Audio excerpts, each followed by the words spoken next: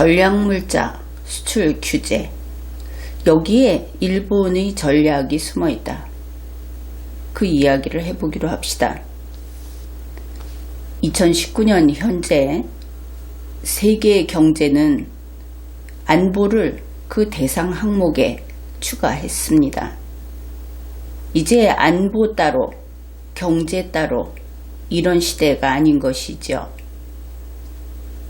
그러면은 어째서 그런가? 그것은 결국 지금 우리가 살고 있는 이 시대가 고도로 발달한, 그런 기술 문명이 고도로 발달한 시대이기 때문에 그렇게 되었다. 그런 것이죠. 21세기의 이 기술의 진보, 그로 인해서 첨단 기술, 이것은 이제 단지 돈 문제, 상품의 문제, 거기에 그치는 것이 아니고 국가 안보하고 직결되게 되었습니다. 바로 그렇기 때문에 전략물자라고 하는 것은 예외적 취급을 한다. 이것이 세계의 약속입니다. 전략물자라고 하는 그 개념도 대단히 폭이 넓습니다. 그러나 그것은 그 한계가 분명하게 정해져 있습니다. 그래서 우리도 근래에는 전략물자 이야기도 들었고, 또 백색 국가, 화이트 리스트, 이런 이야기도 들었죠. 일본이 한국을 이 백색 국가, 화이트 리스트 또는 우대 국가, 다 같은 말입니다. 앞으로는 이것을 그냥 화이트 리스트 이렇게 쓰죠. 거기에서 일본이 우리를 제외하게 되면, 그러면 문제되는 전략물자가 무려 1112개나 된다 하는 뉴스가 나왔습니다. 그렇게 많구나 이렇게 생각을 하겠죠. 그런데 2019년 6월 30일 일본이 우리에게 문제 삼았던 것은 그 1112개 가운데 하나인 에칭가스였습니다. 이 에칭가스, 그것을 그냥 불화수소 이러고 있는데, 이번에 문제된 것은 정확히 C4F6, 그래서 C4F6, 우리말로는 6 불화 부타디엔 이렇게도 이야기를 합니다. 그냥 앞으로는 C4F6라고 하죠. 그런데 이 C4F6라고 하는 것이 지금 또 말이 많죠. 이것이 일본에서는 독가스 제조에 쓰이는 거다. 처음에 이렇게 이야기를 하니까 국내에서는 핵무기 재료로 쓰이는 거다. 핵무기 제조에 쓰이는 거다. 또 이렇게 됐죠. 가장 최근에 중앙일보가 보도한 데 따르면 이것이 독가스, 일본에서 밝힌, 좀 더 정확히 밝힌 것으로는 살인가스라고 합니다. 그 살인가스 제조에 사용되고 또 핵무기 제조에 사용되는 그런 전략물자다. 그렇게 지금까지는 알려져 있습니다. 바로 이것이 문제가 된 것이죠. 전략물자 가운데. 이미 우리가 알고 있는 일이기는 한데, 나중에 결국은 이 사태의 진행 방향을 알기 위해서 차례차례 살펴보기로 하죠. 우선 일본의 조치부터 시작을 해봅시다. 그 전에 한국이 무엇을 했다고 일본이 주장하는지 이런 것은 논외로 하기로 하죠. 일본은 일본 기업에게, 그러니까 일본 정부가 일본 기업에게 조치를 했습니다. 이것이 우리가 사실을 분명하게 알고 있어야, 그러니까 논쟁을 하든지 또 싸움을 하든지, 그때 상대방이 가지고 있는 것 중에 마음에 안 드는 것을 다 지워버리면은 의외의 공격을 받고도 대응을 못할 수가 있습니다. 그러니까 사실은 사실대로 분명하게 알아두자. 그것이 첫 번째 당부입니다. 그래서 이 일본의 조치라고 하는 것은 일본이 한국에 한 조치가 아니다. 이것을 기억해 둡시다. 일본 정부가 일본 기업에게 한 조치다. 그 내용이 이렇습니다. 일본 기업이 한국에 수출한 C4F6가 원래 보고돼 있는 그것과 다르게 최종 사용자가 달랐다. 이러면 안 되겠죠. 왜냐하면 조금 전에 이야기했듯이 이렇게 살인가스를 만드는 데 쓰이는, 핵무기를 만드는 데 쓰이는 전략물자가 처음에 신고해 놓은 것과 다른 최종 사용자에게 갔다. 이것은 큰일이죠. 다시 말해서 신고된 최종 사용자와 실제 최종 사용자가 달랐다. 이렇게 일본 정부가 일본 기업에게 추궁을 한 겁니다. 이게 무슨 뜻이냐? 실제 최종 사용자를 안다는 뜻이겠죠. 그래서 여기에서 우리는 한국인이니까 우리가 대비할 것은 일본 너희가 최종 사용자를 밝혀라. 모르면서 그러는 거 아니냐. 이런 이야기 하는 것이 쓸데없다. 그런 겁니다. 일본이 일본 기업에게 이 얘기를 하는 것은 알고 있다고 보는 것이 현명하다. 그렇습니다. 어떻든 이렇게 신고된 최종 사용자하고 실제 최종 사용자가 달랐다. 이것을 일본은 부적절 행위라는 조금은 추상적인 용어를 쓰고 있습니다. 그런데 이게 문제가 되는 이유가 우리 한국이 일본으로부터 우대를 받는 국가였습니다. 화이트리스트에 있는 국가. 그래서 우대를 받는 국가가 이와 같은 짓을 했을 때 사실 이 행위는 한국이 한 것이 되겠죠. 지금 상황에서는 일본은 그렇게 본다 하는 겁니다. 그렇게 되면 그 해당 국가는 더 이상 그 우대를, 특별 대우를 받지 못하게 된다. 이것은 원칙입니다. 다시 말해서 화이트리스트에서 제거된다 하는 것이죠.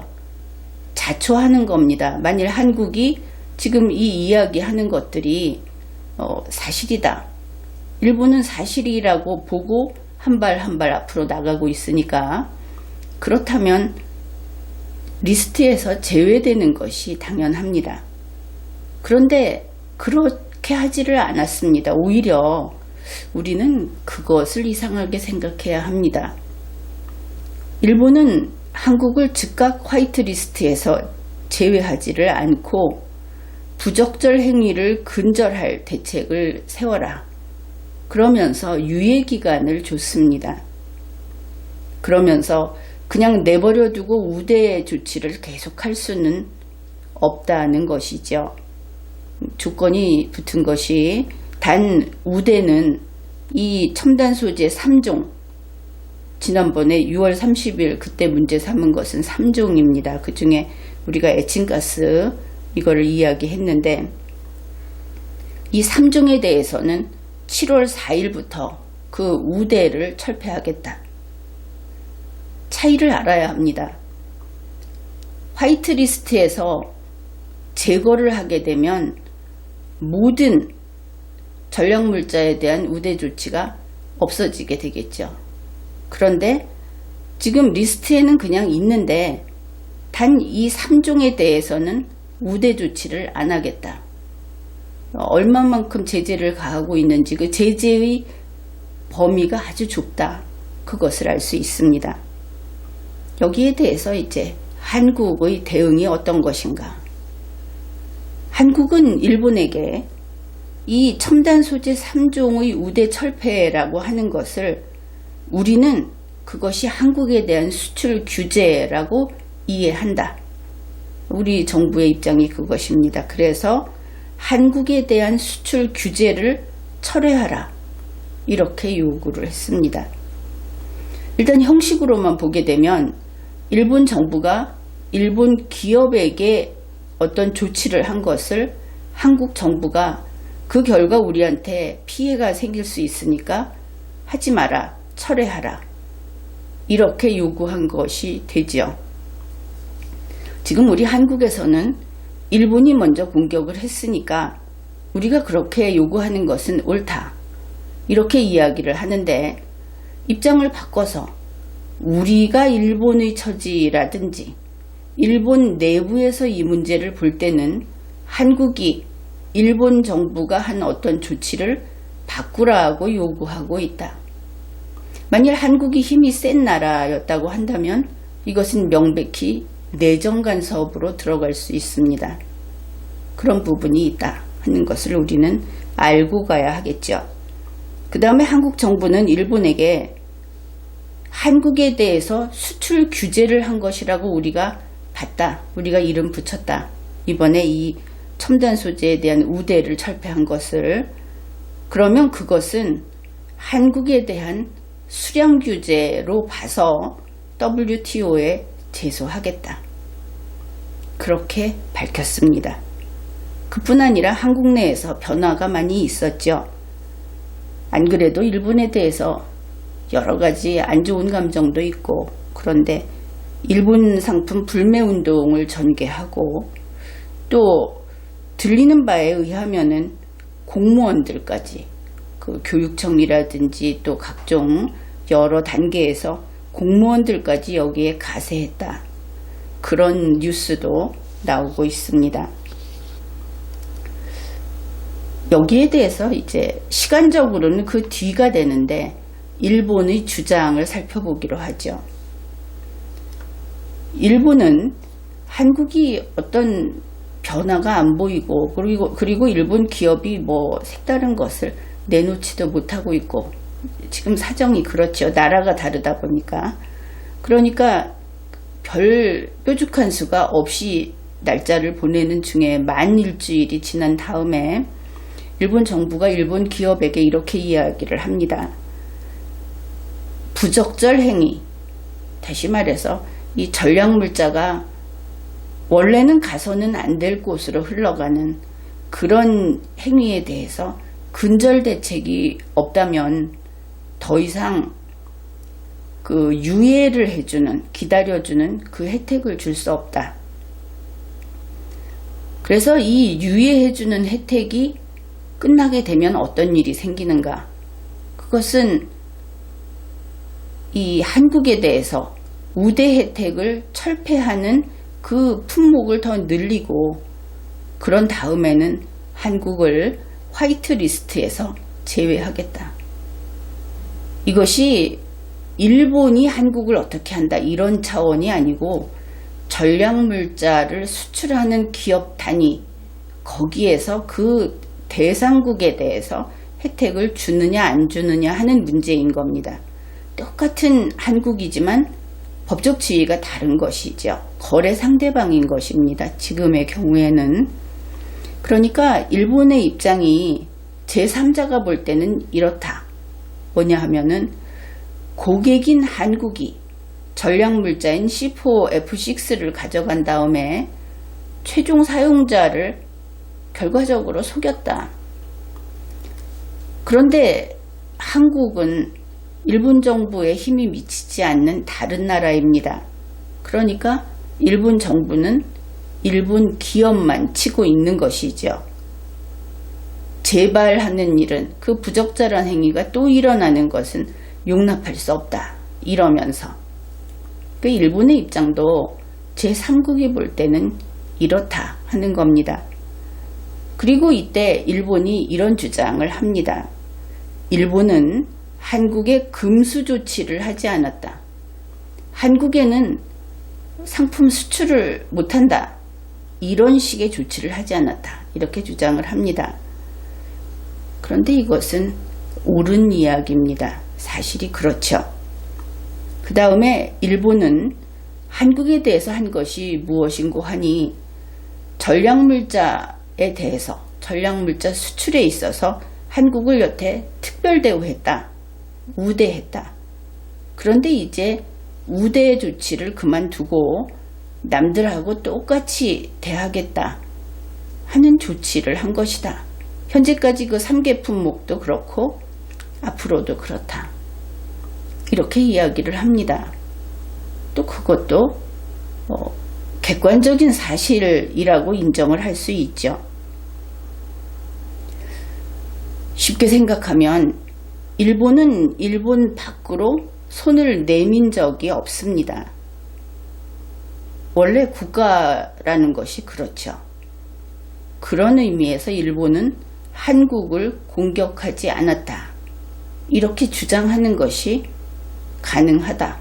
그것을 우리는 인정할 수밖에 없습니다. 이런 상황에서 한국은 분명히 혼란에 빠져 있다. 그것을 알 수 있습니다. 문재인 씨 측에서 보면은 이번 일본의 조치가 왜 일어난 것일까 이렇게 생각을 하겠죠.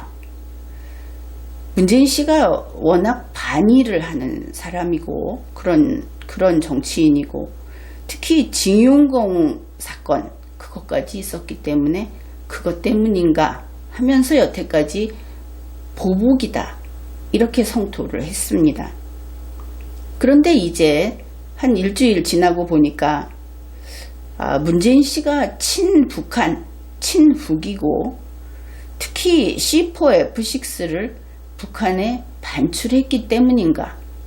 물론 이것은 확정적으로 이야기하는 것이 아닙니다. 다만 그런 혐의를 받고 있기 때문에 이렇게 이야기를 하는 것이죠. 바로 이러한 어디에 초점을 두고 대응을 해야 할지 모르는 이런 혼란에 빠져 있다. 그렇게 보입니다. 게다가 이 일주일이 지나면서 한국 정부에서 좀 더 정보가 축적이 된 것을 알 수 있는데 WTO에 제소를 할 경우에 사린가스, 핵무기 제조용으로 쓰이는 C4F6를 북한에 반출했다 하는 것이 논의의 중점이 될 수 있다. 그리고 만일 거기에서 패배하면 그러면 유엔 제재 위반의 문제로 다시 이어지게 된다. 이것은 물론 WTO와 관계없이 언제라도 제기될 수 있는 부분입니다.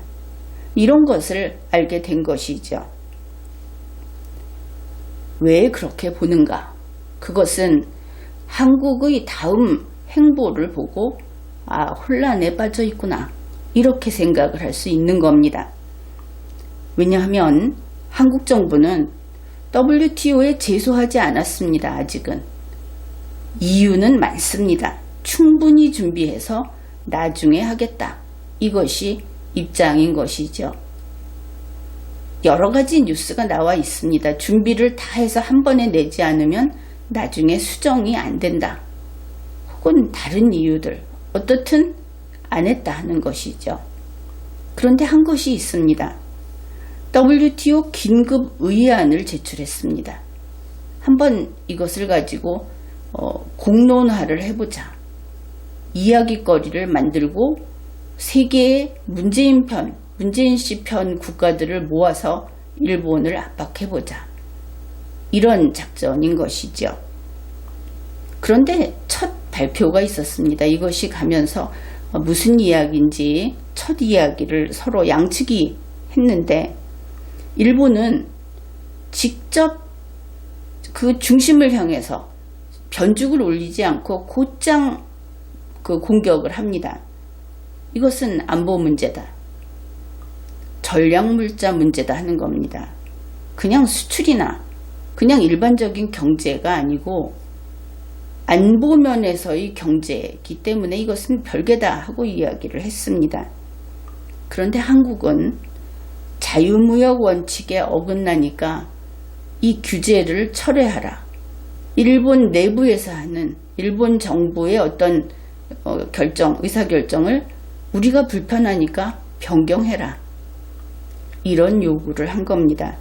어떻든 그 이야기를 하는 한국 측의 입장은 마치 녹음기를 재생하는 것처럼 싸울 투지가 없는 건가 그런 느낌을 받았습니다. 그러면서 한국 정부는 한 가지 더 한 것이 있습니다. 미국에게 한국이 이 반도체 관련해서는 전 세계에서 독점 국가다. 또 과점인 영역도 많다.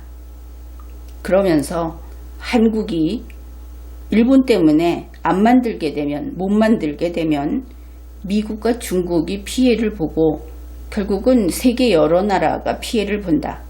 그러니 일본을 좀 공격해달라. 자유무역을 위하여 이렇게 또 밝혔습니다. 여기에서 한 가지 좀 모순되는 것은 자유무역의 적은 바로 독점, 과점입니다. 우리 국내에서도 그것은 동일하죠.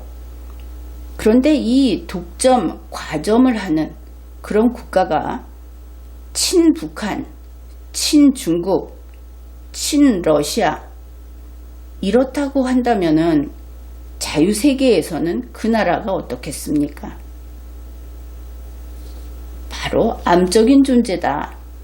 여기에는 이론이, 그러니까 다른 의견이 있을 수 없겠죠. 이제 이렇게 쭉 살펴보았습니다. 그러면 이 사태의 진행 방향은 어디로 향하고 있는가? 이제 세계인들에게, 세계 국가들을 모아놓고 물어보기로 합시다. 한국은 친북인가? 그렇다고 할 겁니다. 너무나 이것은 유명해졌죠. 그러면 한국을 자유세계가 믿을 수 있는가? 그러면 역시 거의 일치된 의견이 믿을 수 없다. 이렇게 나올 겁니다. 여러 가지 입증을 했죠. 믿을 수 없는 곳이라고. 문재인 씨가 그렇다는 겁니다. 우리 한국인이 그렇지는 않고. 그러면은 결국 한국은 세계 자유세계의 자유국가들의 안보상의 적이다. 이것은 당연한 결론입니다. 그래서 지금 나온 것이 뭐냐? 그렇다면 저 한국이 이 반도체나 이런 거에서 독점을 하고 있게 해서는 안 된다. 왜냐하면 한국이, 친북인 한국이 독점을 하고 있어서 조금 전에 문재인 씨가 주장한 것처럼 우리가 안 만들면 미국, 중국 너희들 다 죽어. 이런 이야기를 한다면 그것이 협박이죠. 친북인 정권이 그런 이야기를 한다. 그러면 자유세계는 큰일 나는 겁니다. 그래서 이것이 단지 반도체라는 상품이 아니라 이것은 안보와 관련돼 있다고 했죠. 바로 그런 면에서 기다려줄 수 있는 이제 한계를 넘었다. 아마도 세계는 한국의 속도를 떨어뜨리자 하는데 합의를 한 것으로 그렇게 이해를 해야 할 것 같습니다. 그러면 어떻게 한국의 속도를 떨어뜨릴 것인가? 그 방법은 한국의 불확실성을 증대시키는 겁니다. 이때의 불확실성이라고 하는 것은 일반적인 경제 용어에서 말하는 혹은 돈과 관련해서 말하는 그것과는 좀 다릅니다. 그러면 불확실성이라고 하는 것이 어떻게 증가되는지 그것을 예를 들어서 이야기를 해보기로 하죠. 이 에칭가스 C4F6 이거를 한국에서 이제 필요하면 일본에 주문을 하죠. 그 주문을 하면 일본은 즉시 보내줬습니다. 판매를 했습니다. 그러면 한국은 우리가 주문하면 얼마 만에 올 수 있다 하는 것을 가지고 다음 계획을 세울 수 있죠. 바로 이런 시스템 그리고 그 확실성 이것을 토대로 인간은 혹은 이 경제 영역에서는 그 영역을 확대할 수 있습니다. 시간적으로 미래를 현재처럼 쓸 수 있는 것이죠. 그런데 만일 한국이 주문을 하면 주문을 받은 다음에 기다리게 합니다. 그런 다음에 한국이 10단위가 필요하다. 그러면 한 6단위만 주는 것이죠. 필요량보다 적게 주는 겁니다. 왜냐하면 이것을 딴 데다가 쓴 그런 전과가 있죠. 먼저 했던, 예를 들어서 북한에 보냈다. 지금 이야기가 그렇게 나오고 있는데, 그런 것을 방지하기 위해서 아마 이들은 더 많이 주문했을 것이다. 이런 전제로 줄입니다. 또 하나는 지금과 같이 일본에서 한국이 말하는 식으로 수량 규제를 했다고 한국이 주장을 하는데, 이런 상황에서 한국은 어떻게 행동할 것인가? 필요량보다 더 사다가 비축을 하려고 할 겁니다. 바로 그것을 막기 위해서, 미리 사다가 비축하는 것을 막기 위해서 필요량보다 항상, 그러나 멈춰서 버리지는 않을 정도로 간등간등하게 준다. 그것이 10을 주장하면 6을 준다 하는 겁니다. 자, 이렇게 되면은 계속 그 주문하고 돌아올 때까지 과거에는 확실해서 앞으로 나가던 것이 이제 그것을 기다리고 있게 됩니다. 불확실해지는 것이죠. 지금 당장의 문제를 해결하기 위해서 미래에 도전을 못하는 겁니다. 미래까지 확장을 못하는 것이죠. 불확실성이 커진다 하는 것은 엄청난 부담입니다. 그래서 이렇게 하게 되면 일본과 미국은 살게 됩니다. 문재인 씨가 거의 협박하듯이 우리가 안 만들면 너희도 죽어 했던 그 문제가 해결이 되는 것이죠. 그 대신에 한국은 경제에 있어서 분해가 진행이 됩니다. 왜 그런지 이해하십니까? 이렇게 불확실성이 증대되면 미래 설계를 못합니다. 계획을 못하는 것이죠. 기업이라고 하는 것은 모험을 하는 겁니다. 그 모험에 투자를 해서 거기에 물론 여러 가지 정보와 기술도 있지만 그것으로 이윤을 극대화합니다. 그런데 계획을 못합니다. 정말 하루 벌어 하루 먹고 사는 그 수준에 멈추게 되는 것이죠. 그러면 어떻게 되느냐? 국제경쟁에서 밀려납니다. 한국의 산업 생태계가 무너집니다. 그렇지만 일본이나 미국이나 다른 나라들은 끄떡없습니다. 거기 가는 것만큼은 줄 테니까. 그리고 당장 중국에서 이제 반도체 만들죠. 다른 나라들도 뒤따를 겁니다. 한국의 산업 생태계가 무너져도 세계는 독과점을 없애면서 더 건실하게, 더 다양한 당사자들이 이것을 담당하게 되는 것이죠. 바로 독과점이 없어지게 돼서 이것은 우리는 재앙이라고 펄쩍 뛰지만 세계의 경제 생태계는 건실해지는 겁니다. 그런데 왜 지금 이런 일이 생기는가? 그것은 문재인 씨 자신이 문제입니다. 문재인 씨는 세계를 돌아다니면서 아주 이름이 많이 난 유명한 사람이 되고 말았죠. 그러면서 나는 친북이다. 그리고 나는 언제라도 배신하는, 항상 거짓말을 하고 내가 했던 말은 필요에 따라서 그건 그 말이 아니다. 이런 이미지를 고착시켜 버렸습니다. 이제 그런 사람이다. 이렇게 된 것이죠.